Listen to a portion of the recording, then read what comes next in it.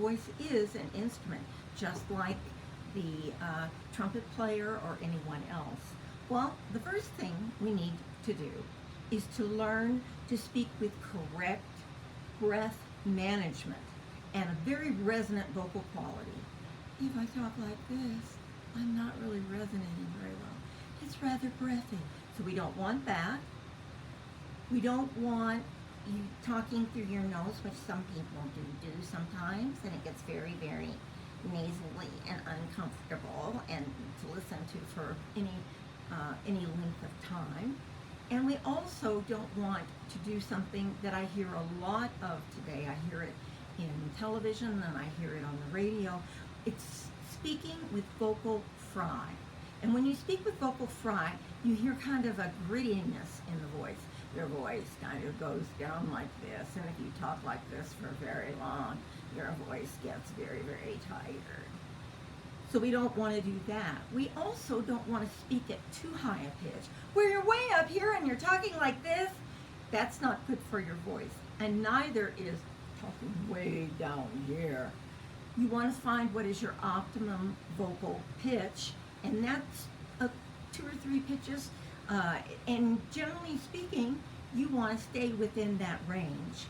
You want to speak with well-modulated tone, with inflections. You don't want to be a monotone who talks like this all the time and never varies the inflection, because again, that becomes an issue with vocal fatigue. Find your optimum pitch, speaking pitch range, which may be higher or lower than you usually speak. One of the things that I do with this, I'm going to show you a little bit later. I want to talk first, and then I want to show you some ways to find out what is your optimum pitch level. One of the ways you can do it, and it's not the way I'm going to show you later, is when someone asks you a question, you know, how are you today? Or is your name Carol Ann Modisett? And I say, mm-hmm. Well, the up in there is probably where my optimum pitch level is. Avoid also speaking at too low a pitch for too long a period of time. And this can cause a lot of problems with the vocal folds because it's putting excessive strain on the vocal folds. It's also important that you learn to sing with a healthy vocal technique. You know, the voice is not made for unlimited hours of strenuous talking and singing. It needs a rest. You can't go on and on and on doing this. So we hear often that a lot of rock singers, musical theater singers develop nodes or other vocal problems, but classical singers do as well if they overuse their voices. And so we don't want that to happen to anyone. Limit the number of hours that you spend talking or singing. And you know, it's wonderful to laugh, but laughing is hard on the voice. And one of the other things that is very, very hard on the voice is coughing. Coughing causes the vocal folds to bang together and they smack together. And that's not healthy for your voice either. Never use the voice to the point where you're hoarse. And I remember being in junior high school, I think it was, and it was a big event, and they bussed us all to what in Louisville, because I'm from Louisville, was called Freedom Hall. And they filled it with all of these kids from different schools singing. And we sang for hours and hours and hours, and oh, how I loved to sing at that time. And I would find that after a while, my voice would be very, very tired. And that's because I really didn't know at that time what healthy singing was all about. Never know your own personal limits, which may not be the same as your peers or your friends. I mean, there are people that seem to have vocal folds of steel, and things never seem to bother them. And then there are people that cannot use their voices very much without fatiguing the voice. So learn where you are in that mix. Can you go for longer periods of time than say some of your friends can? Or do you need time in which you can relax and not use the voice and give it a little time to recover? That's why in opera houses, people don't sing a big opera roll 2 days in a row. They usually have another person sing it, and they give them a night off. And the reason for this is when you do a lot of singing, your vocal folds engorge with blood. The same way when you're doing a lot of exercises and you haven't exercised in a while and you know how sore you get, well, your vocal folds are muscle. And the same thing can happen to the vocal folds. So you want to be aware of that, and again, not do too much in a huge length of time. Hydration, that's another thing that is so vital in singing. And as a matter of fact, I think I'm going to stop here for just a second because I'm beginning to get a little bit dry, and I'm going to go and I'm going to get some water.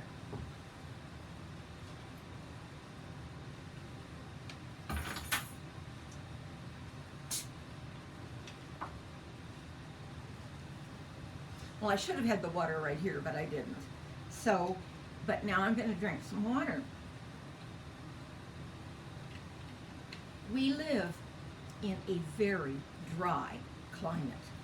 And it's interesting. When I go back east to sing,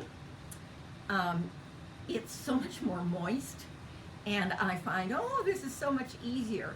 And my mouth doesn't get as nearly as dry as it does here in Utah.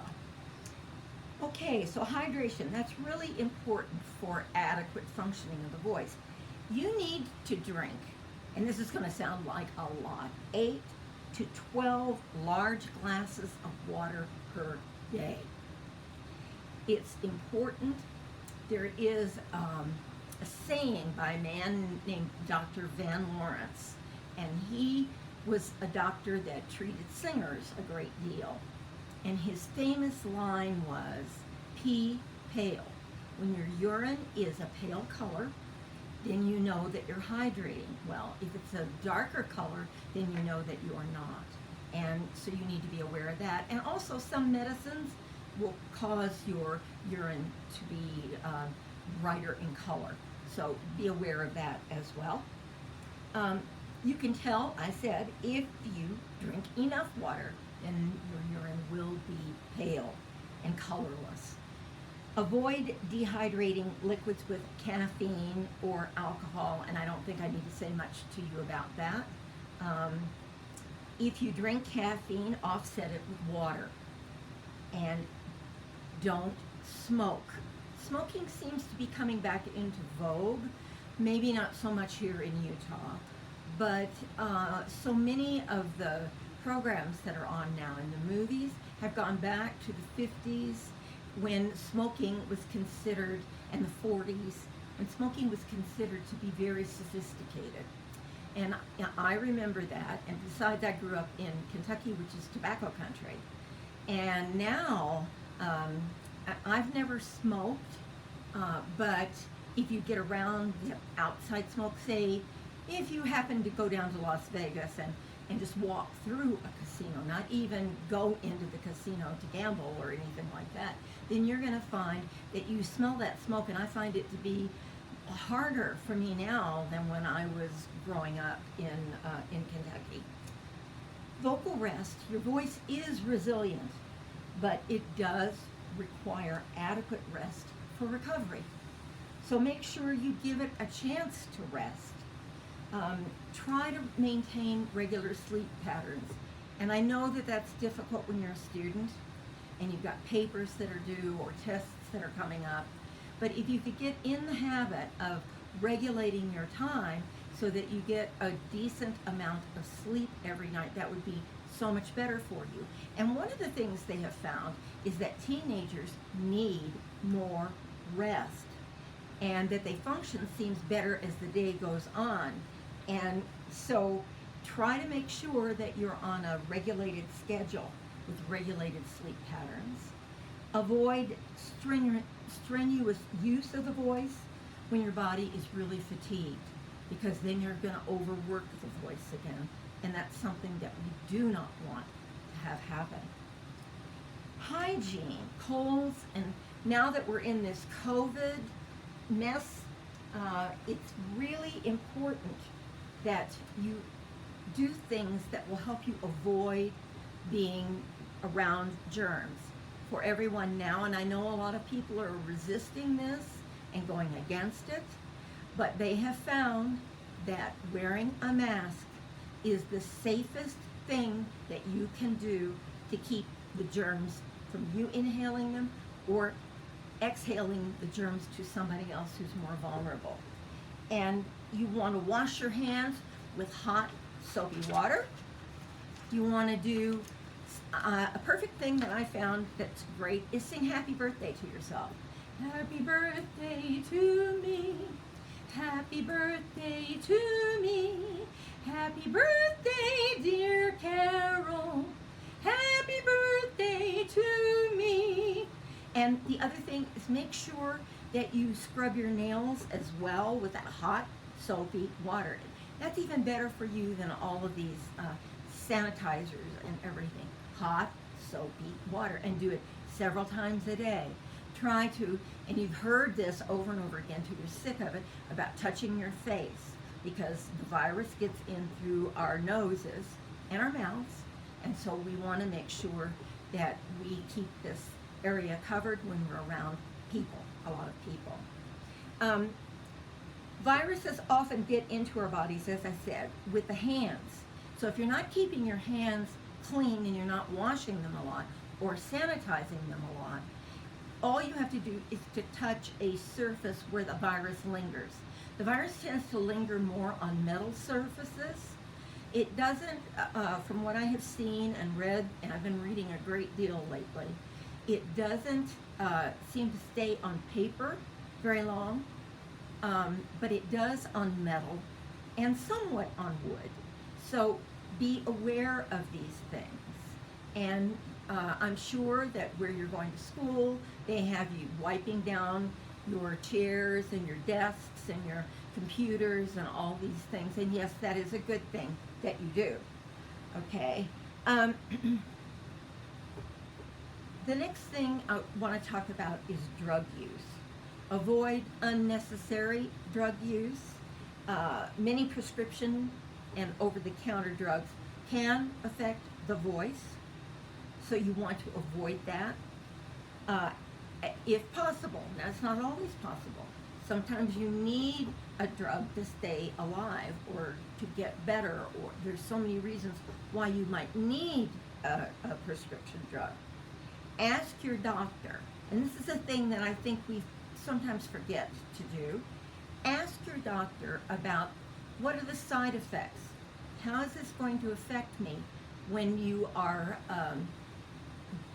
being prescribed a medicine? You can also ask your pharmacist. They will be happy to let you know what the side effects are of the medication that you're taking. You want to avoid aspirin, ibuprofen, and other non-steroidal anti-inflammatories. These are called NSAIDs, NSAIDs, when you're singing, because, and the reason is because that can lead to vocal fold hemorrhage, and none of us wants to go through that. These products actually contain blood thinners, and aspirin thins the blood platelets for at least 7 days when you take just one dose. So you want to be aware of that. That's why when women are pregnant, they don't want them taking any kind of aspirin or anything like that, because it does thin the blood. A single dose of ibuprofen can affect the voice for 48 hours. So this again is something that you need to be aware of, and to keep yourself and to keep your voice healthy. Acetaminophen, such as in Tylenol that we find, has neither of these effects, and is therefore it is thought to be safe for singers to use in terms of the risk of vocal fold hemorrhage. So that is something that you can use. And I'm going to take another drink of water if you don't mind.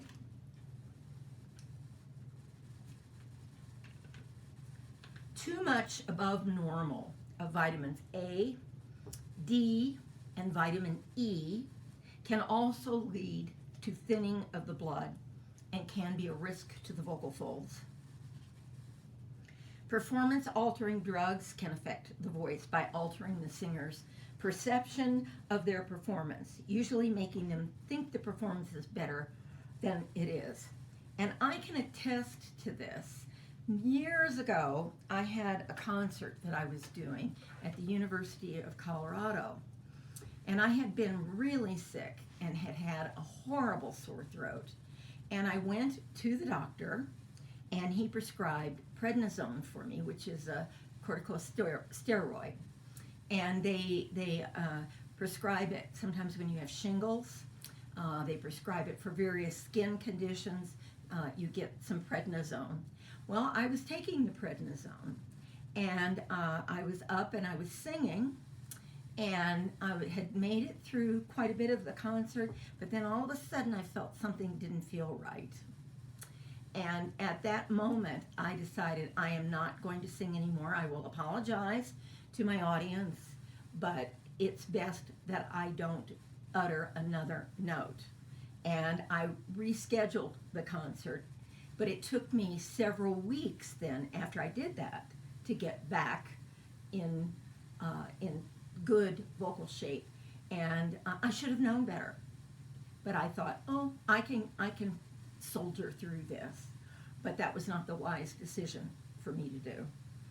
Okay, so you've heard about my bad experience. It's been a number of years ago, so I can actually point to it and not feel too bad anymore. I learned a valuable lesson. Also, beta blockers, and I don't know that any of you would be doing that, but some performers do use beta blockers to help them with performance anxiety. And it depresses the heart rate, and it can cause muscular tremors.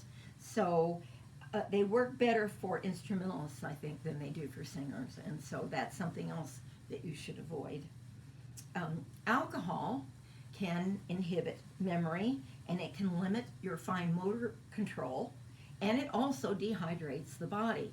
So again, and I know I'm talking to high school students, but you know, sometimes people get a little bit, they risk things, and I'm trying to tell you not to do that if you want to sing.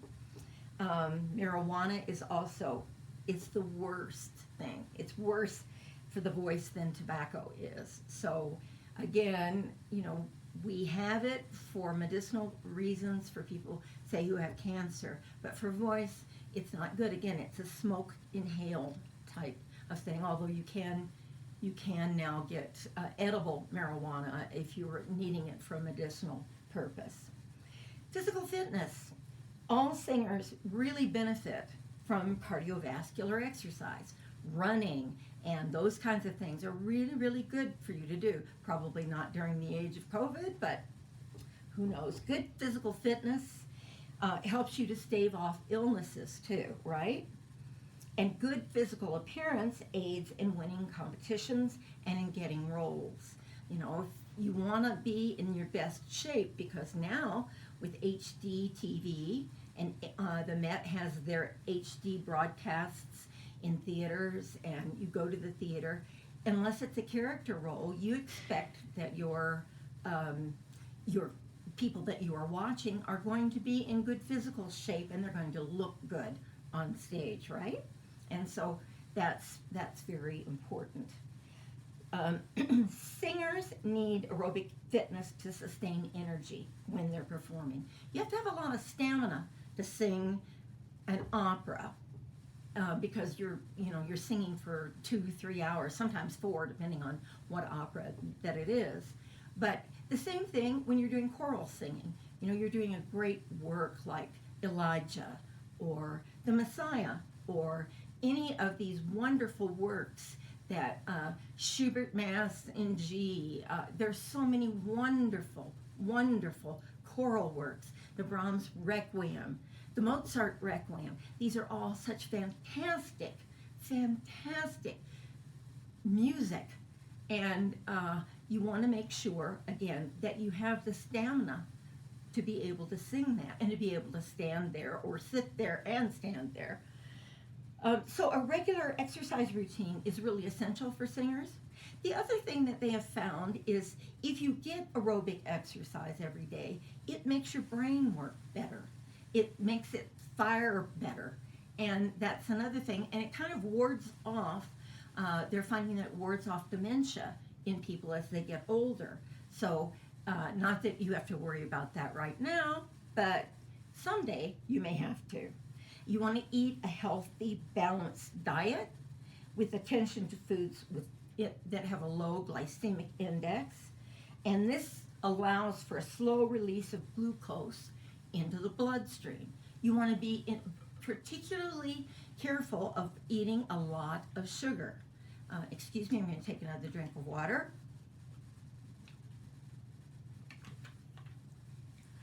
Because when you take sugar in, you get a quick energy boost, but it dies out pretty quickly. And so you want to be well aware of not eating a lot of sugar. And for various reasons, because sugar does lead to a lot of illnesses. You also need to maintain an optimum body weight for your height and your body frame to attain optimal stamina again and a hormonal balance and health. And all of these things are so vital to what we do as singers. And we want to keep our bodies going. I'm not going to tell you how old I am, but I've been singing and teaching for a long time. And I cannot imagine not being able to sing. That to me would just devastate me. And I know someday I probably will reach that if I get a lot older than I am right now. Don't sing if you are ill. If you've got a cold or upper respiratory infection or influenza, it's making it difficult for you to sing, don't sing. Again, that's kind of what I was talking about earlier in my experience with what happened to me. And even with a good technique, singing on a very sick throat can lead to prolonged recovery or vocal injury. If your voice is hurting here in your throat, don't sing. You can sometimes sing when your throat is sore, when it's like you're around your tonsils and your soft palate, but even that often tends to, after a day or two, it goes down into the larynx, and then the vocal folds get all inflamed and they swell up, and you don't want to take a chance on hurting them. And there are so many things that can happen in that sense of things. Polyps can occur, and a polyp is a blood engorged, it looks like a little sac, and it can keep the vocal folds from closing. Sometimes they get large enough that they kind of hang down, and that's not good. Nodes are like little calluses, and your vocal folds, here is your thyroid cartilage, it's right here, and the vocal folds are attached to it directly here at the front, and then they go back and they attach into the arytenoid cartilages, and there are two of them, and they can spin, they can do all sorts of things with the voice. And remember that the vocal folds are more than one muscle. So we want to make sure that all of this is being well taken care of and well handled. The other thing that I would say, know a good laryngologist who understands singers. And there are some in the Salt Lake area. I go to one in particular. I'm not going to say what his name is right now. But he helped me a great deal. I started having a lot of vocal problems, and I didn't know what was going on. And I went to a workshop that was at the Provo Hospital, and he spoke there along with Ingo Tietze, who is the head of the voice research at the U, and he's also been head of research at the University of Iowa in Iowa City. And anyway, he was talking and he was showing some films of some of his patients about acid reflux. We know a lot more about acid reflux now than we used to know, and I didn't realize, but I really had some terrible problems with it. I had notes, and I knew my voice was rough. I knew it wasn't doing what it was supposed to do, but I was attributing it to other things. And anyway, I went to him, and we found a way. It took us a while to find things that I could tolerate, and after a year, I was back singing again and felt really good and really, really healthy with my singing. So you want somebody who understands singers. What I do at our university, and I think BYU does this now as well, I have a vocalogist come, and they have the equipment out of the doctor's office that I go to. And she comes in, she does a workshop with my students, and then she will scope them all for a minimal fee. And she doesn't say, she will tell them that whether she thinks that maybe they need to see, to follow up and see a laryngologist. But it's good to have a baseline so that you know what your voice normally looks like versus when it's really, really sick, so we can tell. And it's very, very interesting. I went to a NATS big conference in Nashville several years ago. Vanderbilt University is there, and they get a lot, because Nashville is a big country western mecca for singers, and they get a lot of top people, but they're having problems with their voices. And so what they do is they have a whole group of people, a laryngologist, a surgeon, they have a vocalogist that gives exercises, and several people. All of these people meet together, and they meet with the patient, and they want to make sure that they don't do anything that's going to take away the distinctive sound of that singer. And it's very, very tricky for them to do this. So that's another thing that is really, really great about a lot of these places. They have clinics that deal with all of these problems. I'm going to stop for a minute, and I'm going to go to the piano, and I'm going to give you some exercises to try to find your optimum pitch, and do some things with the occluded straw, which I found to be a wonderful help in getting your larynx back where it needs to be. So let me get down here to the piano,